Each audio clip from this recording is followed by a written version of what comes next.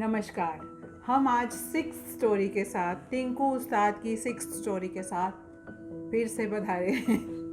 अक्सर हमने देखा है कि टीचर्स जैसे ही क्लास शुरू हुई, आज चैप्टर नंबर ये, आज ये टॉपिक करेंगे, तो बच्चों को कई बार इंटरेस्ट ही नहीं होता। और अगर मौसम बारिश का हो, बच्चे भीगते हुए आ रहे हैं, कोई रेन कोट में, किसी का छाता गीला है, कोई किसी के बाल गीले हैं और उनका पढ़ाई का मन ही नहीं कर रहा, क्योंकि हमारी आज की स्टोरी भी यही बारिश से शुरू हो रही है। क्या बात तो मुझे लगता है कि अगर हम उस दिन सीधा चैप्टर ना पढ़ते हुए किसी एक्टिविटी को ध्यान में रखते हुए कि आपको बारिश में क्या करने में सबसे मजा आता है, जैसे क्या? जैसे किसी को पकौड़े खाने में मज़ा आता है चाय के साथ, और किसी को बारिश में छप छप करके नहाने में मज़ा आता है, कोई ना कागज़ की नाव चलाता है और कोई गाने गाता है। मैं गा सकता हूँ। हाँ जी, बिल्कुल गा सकते हैं। चक दूम धूम चक दूम धूम चक दूम धूम चक, घोड़े जैसी चाल हाथी जैसी दुम, ओ सावन राजा कहाँ से आए तुम। चक दूम धूम चक दूम धूम चक दूम धूम चक, कोई लड़की है जब वो हंसती है, बारिश होती है छनक छनक छुम छुम, कोई लड़का है जब वो गाता है, सावन आता है उमड़ घुमड़ घुम घुम। चक दूम धूम चक दूम धूम चक दूम धूम चक। वापस आ जाए अपनी कहानी पे। तो चलिए कहानी पढ़ते हैं। और आज की हमारी कहानी का नाम है लगी चोट पिंकी को। आज मौसम कुछ ज़्यादा ही ठंडा था। आसमान में बादल घुमड़ रहे थे, रुक रुक कर हल्की बारिश भी हो रही थी। विज्ञान चेतना क्लब के ऑफिस में राहुल और हनी खिड़की के पास बैठे बादलों में तरह तरह की आकृतियां तलाश रहे थे। कभी बारिश की कुछ बूंदें उनके चेहरे से टकराती और वो सिहर जाते। राहुल की नज़र अचानक घड़ी पर पड़ी। वह चौंक कर बोला, अरे ये तो 10:15 बज गए, अभी तक कोई नहीं आया। हनी ने बड़ी शांति से कहा, भैया जरा धीरज तो रखो, सर्दी है और बारिश भी हो रही है, ऐसे में आने वाले थोड़ा लेट हो सकते हैं, पर विश्वास रखो सब के सब आएंगे जरूर। कुछ ही देर बाद लगभग सभी बच्चे अपने अपने छाते संभालते हुए आधे अधूरे भीगे हुए जैसे तैसे ऑफिस में पहुंच ही गए। राहुल ने खुश होते हुए कहा, अरे वाह, इतने खराब मौसम के बाद भी आप सब लोग आ गए। लगभग सभी एक साथ बोले, आते कैसे नहीं, ये दिन तो हमारे लिए बहुत ही महत्वपूर्ण है। राहुल हड़बड़ाते हुए बोला, अरे अरे अपने छाते तो बरामदे में रखाओ, सब गीला हो जाएगा। हनी ने हंसते हुए कहा, चिंता मत करो, रख देंगे, नाराज क्यों होते हो, देखो सभी तो आ गए हैं, चाहे भीगते हुए सही आए, लेकिन आ गए ना, अब तो तसल्ली मिल गई तुम्हें। नाजिमा कुछ चिंतित होते हुए बोली, सब आ गए मगर पिंकी तो अभी तक नहीं आई, कहीं बीमार तो नहीं पड़ गई, उसे बारिश में भीगने का बहुत शौक है। लेकिन तभी रेनकोट पहने, हाथ में छाता लिए पिंकी अपने पापा के साथ बाइक पर बैठकर आ गई। पिंकी के पापा ने ऑफिस में आते ही थोड़ा रोष प्रकट करते हुए हनी से कहा, भाई हनी, तुमने ये कैसा जादू कर दिया है पिंकी पर, इसे माथे पर चोट लगी है और ऊपर से बारिश भी हो रही है, ठंड का मौसम है, पर देखो इसने तो यहाँ आने के लिए जिद ही पकड़ ली, मजबूर होकर मुझे इसे लेकर आना ही पड़ा, और तो और मैं तो अपने ऑफिस के लिए भी लेट हो गया। खैर क्या करता, इसका ध्यान रखना मेरा काम है, और अब इसका ध्यान रखना तुम सबका काम। ये बारिश में भीगने ना पाए, इसे बारिश में खेलने का बहुत शौक है। इतना कहकर पिंकी के पापा अपने ऑफिस चले गए। पिंकी कुछ थकी थकी सी जरूर दिख रही थी। उसके माथे पर पट्टी भी बंधी थी, जिसे देखकर सभी चौंके। सबके चेहरे पर चिंता झलक रही थी। राहुल ने पूछ ही लिया, पिंकी ये माथे पर पट्टी क्यों बंधी है, क्या चोट लग गई? पिंकी ने बताया, कल मैं मम्मी पापा के साथ बाहर गई थी, लौटते समय अचानक तेजी से बस के ब्रेक लगे, मेरा सिर आगे वाली सीट से जा टकराया और चोट लग गई। नदीम ने बीच में पूछा, क्या मम्मी पापा को भी चोट लगी? लेकिन पिंकी ने बताया, नहीं, मम्मी पापा को कुछ नहीं हुआ, उन्होंने तो आगे की सीट को हाथों से पकड़ रखा था। तभी से मैं सोच रही थी कि कहीं इस घटना के पीछे कोई वैज्ञानिक सिद्धांत तो नहीं छिपा हुआ। हनी मास्टर ने कहा, बिल्कुल ठीक। आप सभी जानते हैं कि प्रत्येक घटना के पीछे कोई ना कोई वैज्ञानिक सिद्धांत छिपा होता है। बिल्कुल सही। उसी कारण को खोजने का प्रयास ही वैज्ञानिक सोच को प्रदर्शित करता है। अच्छा, कौन बताएगा कि इस घटना के पीछे कौन सा वैज्ञानिक सिद्धांत छिपा है? राहुल, नाजिमा और नदीम उत्साहित होकर बोले, हम बताएं, हम बताएं। टिंकू उस्ताद भी कुछ सोच में पड़ गए थे। उन्हें ध्यान तो आ रहा था कि गुरुजी ने क्लास में इस प्रकार की घटना की चर्चा तो की थी और इसके पीछे कार्य करने वाला सिद्धांत भी बताया था, परंतु इस समय कुछ भी याद नहीं आ रहा था। याद आता भी कैसे? क्लास में कभी पढ़ाई की और ढंग से तब तो, इसीलिए पढ़ाई करना बहुत आवश्यक है। और तो और टिंकू को बड़ा पश्चाताप हो रहा था। इसी बीच हनी मास्टर ने कहा, अच्छा नाजिमा, अब तुम ही बता दो। नाजिमा अपनी सीट से उठकर बोली, इस प्रकार की घटनाएं न्यूटन के गति के प्रथम सिद्धांत पर आधारित होती हैं। इस सिद्धांत के अनुसार कोई वस्तु जिस अवस्था में है उसी अवस्था में रहती है जब तक उस पर एक्सटर्नल फोर्स ना अप्लाई की जाए। अर्थात यदि कोई वस्तु स्थिर अवस्था में है तो स्थिर ही रहेगी, तथा इसके विपरीत यदि कोई वस्तु गतिमान अवस्था में है तो गतिमान ही रहेगी जब तक इस पर एक्सटर्नल फोर्स ना लगाई जाए। शाबाश नाजिमा, हनी ने खुश होते हुए कहा। राहुल, अब तुम स्पष्ट करो कि पिंकी को चोट कैसे लगी? राहुल ने स्पष्ट करते हुए बताया, पिंकी बस में सीट पर बैठी सफर कर रही थी। बस, सीट और पिंकी की गति भी वही थी जिस गति से बस चल रही थी। जब अचानक बस के ब्रेक लगे और बस रुक गई, तब बस की सीटों की गति तो लगभग शून्य हो गई, परंतु पिंकी का शरीर उसी पूर्व गति से गतिमान रहा जिस गति से बस चल रही थी। इस कारण पिंकी का शरीर तेजी से आगे की ओर झुका और माथा आगे की लगभग स्थिर हो चुकी सीट से जा टकराया। अच्छा नदीम, अब तुम बताओ कि पिंकी के मम्मी और पापा को चोट क्यों नहीं आई? हनी ने पूछा। नदीम उठा और सोचते हुए बोला, पिंकी के मम्मी पापा ने आगे की सीट को हाथों से पकड़ रखा था, यानी उनके हाथ उनके शरीर की गति के विरुद्ध बल लगा रहे थे। हाथों पर जोर तो बहुत लगा होगा, परंतु शरीर आगे को नहीं झुका और माथा आगे की सीट से नहीं टकराया, जिससे उन्हें चोट नहीं लगी। तभी टिंकू अचानक उछलकर बोला, हाँ, मुझे भी याद आ गया, हमें भी क्लास में बताया गया था। फिर शर्मिंदा होते हुए धीरे से बुदबुदाया, तब मेरा दिमाग पढ़ाई में नहीं लगता था ना, लेकिन अब मैं समझ गया हूँ विज्ञान की दैनिक जीवन में कितनी उपयोगिता है। बिल्कुल सही। टिंकू उस्ताद की इस बात पर सभी बच्चे मंद मंद मुस्कुरा रहे थे।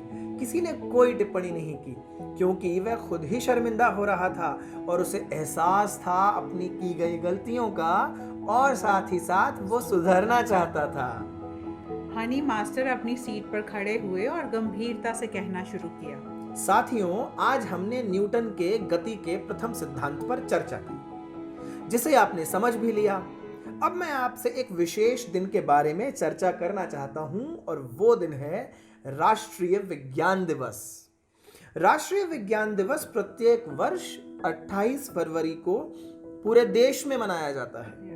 इस अवसर पर पूरे देश में विज्ञान को लोकप्रिय करने के लिए विज्ञान आधारित कार्यक्रम आयोजित किए जाते हैं। आप सबके सामने मेरा एक प्रस्ताव है कि हमारे क्लब के द्वारा भी इस अवसर पर कोई आयोजन होना चाहिए। इसमें विद्यालय के विद्यार्थियों के समक्ष वैज्ञानिक प्रयोग दिखाकर उनमें विज्ञान के प्रति रुचि जागृत करने का प्रयास किया जाए। और हाँ, एक बात ये भी समझाएंगे कि किस प्रकार कुछ ढोंगी लोग इन प्रयोगों का सहारा लेकर सीधे साधे लोगों को लूटते हैं। बिल्कुल। नदीम बीच में बोल उठा, ये तो ठीक है, कार्यक्रम मजेदार भी होगा, परंतु करें इस विद्यालय में? इससे बड़ा सवाल ये है कि आयोजन में होने वाले खर्चे की व्यवस्था किस प्रकार होगी। सभी बच्चे इस गंभीर प्रश्न का हल खोजने में लग गए। सोचते रहे पर समझ में कुछ नहीं आया कि क्या करें। पिंकी उठी और हाथ नचाते हुए बोली, भैया अब क्या सोचा, कहाँ और कैसे करेंगे ये अपना कार्यक्रम? हनी ने कहा, मैंने भी इसके आयोजन के विषय में विचार तो किया, प्रयास भी किया है, परंतु अभी तक तो सफलता हाथ नहीं लगी है। राहुल ने पूछा, भैया आपने क्या क्या किया, जरा हमें भी तो बताइए। हनी ने बताया कि उसने अपने विद्यालय की प्रधानाचार्य से इस विषय में बातें की थी। हमारी योजना से वे सहमत भी थी और खुश भी थी, परंतु उन्होंने आयोजन कराने में असमर्थता जताई, क्योंकि मार्च के पहले हफ्ते में सीबीएसई बोर्ड की परीक्षाएं होती हैं और उनका विद्यालय तो परीक्षा का केंद्र बनता है। पिंकी ने सिर हिलाते हुए कहा, अब क्या होगा भैया, आसमान से टपके और खजूर पर अटके। नदीम ने इस समस्या को सुलझाने का प्रयास किया। हम इस आयोजन को किसी यूपी बोर्ड के स्कूल में भी तो करा सकते हैं। यूपी बोर्ड की परीक्षाएं तो मार्च के अंत में शुरू होती हैं। बिल्कुल सही। तो राहुल ने पूछा, अरे भाई ये तो ठीक है, परंतु कराएं किस स्कूल में? तुम्हारी जानकारी में है कोई ऐसा स्कूल जिसके प्रधानाचार्य ऐसे कार्यक्रमों में रुचि लेते हों? वो सभी तो सरकारी स्कूल हैं, उनमें क्या होता होगा? कुछ सोचते हुए टिंकू उस्ताद खड़े हुए और थोड़ा सा हिचकिचाते हुए बोले, मैं इस स्कूल से पहले यूपी बोर्ड के स्कूल में पढ़ता था। उसकी पढ़ाई भी बहुत अच्छी थी। उस स्कूल की प्रधानाचार्य को विज्ञान में बहुत रुचि थी। वो तो चाहती थी कि ऐसे आयोजन उनके स्कूल में होते भी रहें, परंतु नाजिमा ने प्यार से पूछा, परंतु क्या भैया, बताओ तो सही, कौन सा स्कूल था, क्या परेशानी क्या थी? टिंकू ने सकुचाते हुए उत्तर दिया, मैं पहले ओपीएस इंटर कॉलेज किस्मतपुर में पढ़ता था। किस्मतपुर ठेठ पिछड़ा गांव है। वहां की प्रधानाचार्य हमेशा गुस्से में रहती हैं, हमेशा बच्चों को डांटती रहती हैं, पढ़ो, शैतानी मत करो, आदि आदि इत्यादि इत्यादि। वैसे बच्चों को प्यार भी बहुत करती हैं। उनका नाम है श्रीमती आर.एस. तोमर, नहीं इंदुपुंज नहीं है, आर.एस. तोमर। उनका नाम है श्रीमती आर.एस. तोमर। मैंने कहा मैं बच्चों को प्यार करती हूँ, ये बोल रही थी कि मैं पर उनके गुस्से के कारण बच्चों ने उनका नाम रखा हुआ था रौद्र स्वरूपा तोमर। उनसे बात कौन करेगा? उनसे बात करना तो बिल्ली के गले में घंटी बांधने जैसा है।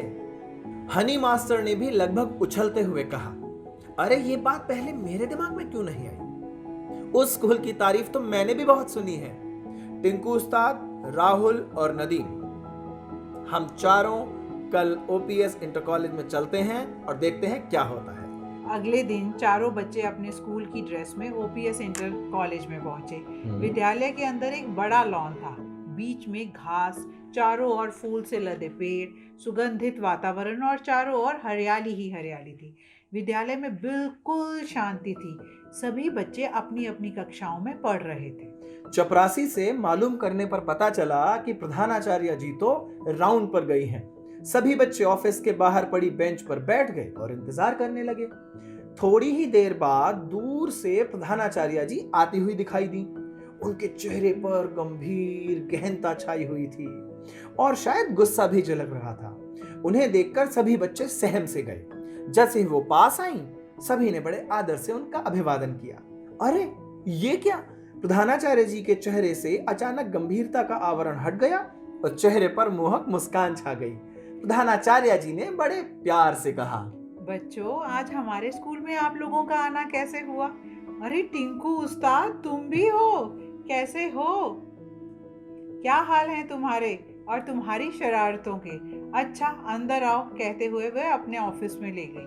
प्रधानाचार्य ने अंदर आकर चपरासी से पानी लाने को कहा। सभी बच्चे सुखद आश्चर्य में डूब गए और सम्मोहित से होकर प्रधानाचार्य जी के चेहरे को देखने लगे। चौंक गए सभी जब प्रधानाचार्य जी ने पूछा, बच्चों चुप क्यों हो? बताओ कैसे आना हुआ, मैं आपके लिए क्या कर सकती हूँ? हनी ने उत्साहित होकर विज्ञान दिवस और आयोजन के विषय में विस्तार से बताया। अंत में कहा, हमारे इस आयोजन के माध्यम से विद्यार्थी तो लाभान्वित होंगे ही, साथ ही उनके अभिभावक भी जागरूक होंगे। विशेष रूप से ग्रामीण क्षेत्र के भोले भाले लोग जो पाखंडियों द्वारा रचे प्रपंच के चक्कर में फंस जाते हैं, मूर्ख बन जाते हैं और लुटते रहते हैं। प्रधानाचार्य श्रीमती तोमर ने हनी की योजना को ध्यानपूर्वक सुना और उनका उत्साह वर्धन करते हुए बोली, बच्चों आप लोगों की ये योजना बहुत ही अच्छी है। इस प्रकार के आयोजनों के माध्यम से आप लोग विज्ञान लोकप्रियकरण का एक महत्वपूर्ण कार्य कर रहे हैं। विज्ञान दिवस के महत्वपूर्ण दिन आपका ये कार्यक्रम मैं अपने विद्यालय में अवश्य ही कराऊंगी। क्या बात है। आज तो 3 फरवरी है, कार्यक्रम तो 28 फरवरी को होना है। अभी 25 दिन शेष हैं। कोई बात नहीं, मैं सभी व्यवस्था कर दूंगी। बस 1 हफ्ते पहले आकर बता देना हमें क्या क्या व्यवस्था करनी होगी। इसी बीच मैं अपने विद्यालय में विज्ञान चेतना क्लब का गठन भी करवा क्या लूंगी। बात। सभी बच्चे खुशी खुशी अपने ऑफिस में आ गए। सभी नए उत्साह से सराबोर थे और क्यों ना हो, उन्हें ग्रामीण क्षेत्र के एक बहुत बड़े स्कूल में अपने विज्ञान दिवस आयोजन करने का अवसर जो मिल रहा था। हनी ने सबसे कहा, हम सब अगले रविवार को निश्चित रूप से एकत्र होंगे और निश्चित करेंगे कि कौन बच्चा कौन सा प्रयोग करेगा। और हाँ, हमें अभ्यास भी तो करना होगा ताकि कोई गड़बड़ ना हो। कितना उत्साह है बच्चों के प्रति, और खासकर ये विज्ञान दिवस के रूप में। और अगले चैप्टर में हमें ये पता चलेगा कि कौन कौन से बच्चे कौन कौन से प्रयोग कर रहे होंगे। बिल्कुल। सो ये माहौल हमेशा स्कूल्स में भी देखा जाता है। एग्जैक्टली। तो हम आपसे अगले चैप्टर में मिलेंगे और बहुत जल्दी वापस आएंगे अगला चैप्टर लेकर और देखेंगे कि बच्चों ने क्या तैयारी की। तब तक आप सब ध्यान रखिएगा। स्वस्थ रहें, मस्त रहें। नमस्कार। नमस्कार।